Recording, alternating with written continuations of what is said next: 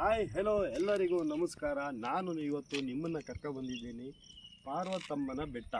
ಇದು ಹಾಸನಿಂದ 30ರಿಂದ 35 ಕಿಲೋಮೀಟರ್ ಡಿಸ್ಟೆನ್ಸಲ್ಲಿದೆ. ಬಾಳುಪೇಟೆಯಿಂದ ಒಂದು 10ರಿಂದ 12 ಕಿಲೋಮೀಟರ್ ಡಿಸ್ಟೆನ್ಸಲ್ಲಿದೆ. ಇಲ್ಲಿ ವರ್ಷಕ್ಕೊಂದ್ಸರಿ ಜಾತ್ರೆ ಆಗುತ್ತೆ. ಜಾತ್ರೆ ಆದಾಗ ನಾನು ನಿಮ್ಮನ್ನ ಬರ್ತೀನಿ ಖಂಡಿತವಾಗ್ಲೂ. ಇಲ್ಲಿಗೆ ನೀವು ಬಂದರೆ ಆನೆಗಳಿದ್ದಾವೆ, ತುಂಬ ಹುಷಾರಾಗಿ ಕಂಗ್ರ್ಯಾಚುಲೇಷನ್ ಬ್ರದರ್. ಮತ್ತು ಹೆಬ್ಬಾವು ಇಂಥ ಕಾಡು ಪ್ರಾಣಿಗಳಿದ್ದಾವೆ. ಹಾಗಾಗಿ ನೀವು ಇಲ್ಲಿ ಬಂದರೆ ಹುಷಾರಾಗಿರಬೇಕು. ಮತ್ತು ಬೆಟ್ಟ ಹತ್ತುವಾಗಲೂ ಅಷ್ಟೇ ತುಂಬ ಸೇಫ್ ಆಗತ್ತಿ, ಜಾರುತ್ತೆ. ಈಗ ಜಾರಲ್ಲ, ಈಗ ಮಳೆ ಇಲ್ಲ, ಹಾಗಾಗಿ ಮಳೆಗಾಲದಲ್ಲಿ ಬಂದರೆ ಈ ಕಣ್ಣಲ್ಲಿ ಇನ್ನೂ ಏನೇನು ನೋಡಬೇಕು ಕಾಣೆ. ಅಂದರೆ ಇಲ್ಲಿ ಬಂದರೆ ಸ್ವಚ್ಛವಾಗಿಡಿ. ಇಲ್ಲಿರೋ ಪರಿಸರಗಳನ್ನು ನೀವು ಹಾಳು ಮಾಡಬೇಡಿ ಯಾವುದೇ ಕಾರಣಕ್ಕೂ.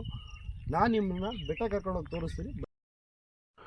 ಗುರು, ನಾವು ಹೋಗ್ಬೇಕಾಗಿರೋದು ಆ ತುದಿಗೆ ಹೋಗ್ಬೇಕು, ಅಲ್ಲಿಗೆ ರೀಚ್ ಆಗ್ಬೇಕು ನಾವು. ಬನ್ನಿ ಹೋಗೋಣ.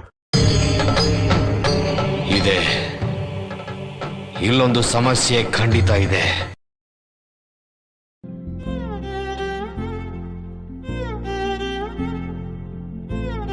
ಗಾಡಿಗಳು ಇಲ್ಲಿಗೆ ತಂದರೆ ನೋಡಿ, ಇಲ್ಲಿ ಪಾರ್ಕ್ ಮಾಡ್ಬೋದು. ನೀರಿನ ವ್ಯವಸ್ಥೆ ಎಲ್ಲ ಇದೆ, ಇಲ್ಲ ಊಟ ತಿಂಡಿ ಎಲ್ಲ ಮಾಡೋಕ್ಕೆ.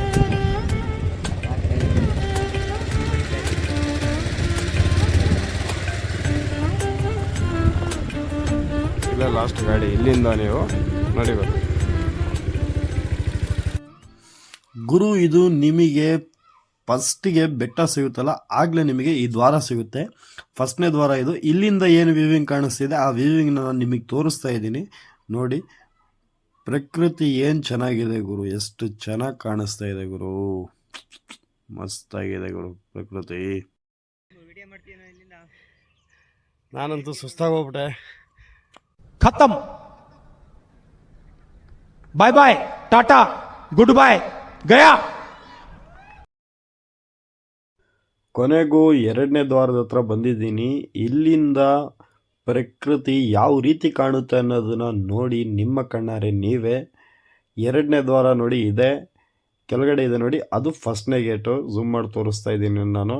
ಇದು 2ನೇ ದ್ವಾರ. 2ನೇ ದ್ವಾರದ ಪಕ್ಕದಲ್ಲಿ ಒಂದು ಸಣ್ಣ ಬಾವಿ ಇದೆ. ಆಗಿನ ಕಾಲದಲ್ಲಿ ಇಲ್ಲಿ ಬಂದು ಕೈಕಾಲು ಮುಖ ತೊಳೆದು ಪೂಜೆ ಮಾಡೋರು. ಒಂದು ಮರ ಇದೆ ಇಲ್ಲಿ ನೋಡಿ. ಹೂ ಸ್ಟಾಪ್ಡ್ ಯು? ನಿಮ್ಮನ್ನ ತಡೆದಿರುವವರು ಯಾರು?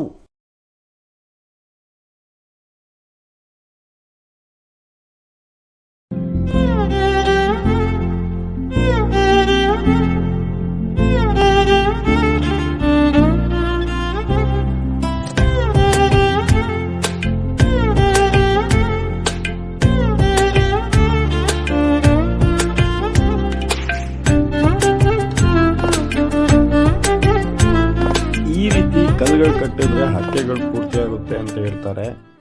ಅಲ್ಲಿ ನೋಡಿ, ಅಲ್ಲೇನೋ ಮಾಡ್ತವ್ರೆ, ಒಬ್ರು ತೋರಿಸ್ತಾರೆ. ಈ ಫಿಗರ್ ಎಲ್ಲೋ ನೋಡ್ದಂಗೈತಲ್ಲ, ನಂಗೂ ಹಂಗೆ ಅನ್ನಿಸ್ತಾ ಐತೆ.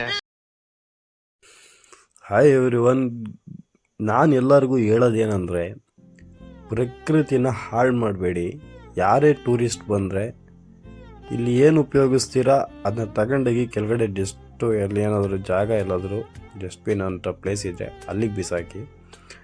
ನೀವು ಇಲ್ಲೇ ಬಿಸಾಕಿ ಇಲ್ಲೇ ನಾಶ ಮಾಡಿದ್ರೆ ಎಲ್ಲ ಪ್ರಕೃತಿನ ಹಾಳು ಮಾಡ್ದಂಗೆ. ಎಷ್ಟು ಸುಂದರವಾಗಿದೆ ಜಾಗ. ಈ ಮಾತನ್ನ ಹೇಳ್ತಾ ನನ್ನ ವಿಡಿಯೋ ಇಷ್ಟ ಆದರೆ ಲೈಕ್ ಮತ್ತು ಸಬ್ಸ್ಕ್ರೈಬ್ ಮಾಡಿ. ಪಾರ್ಟ್ 2 ಇದೆ ಇದರಲ್ಲಿ.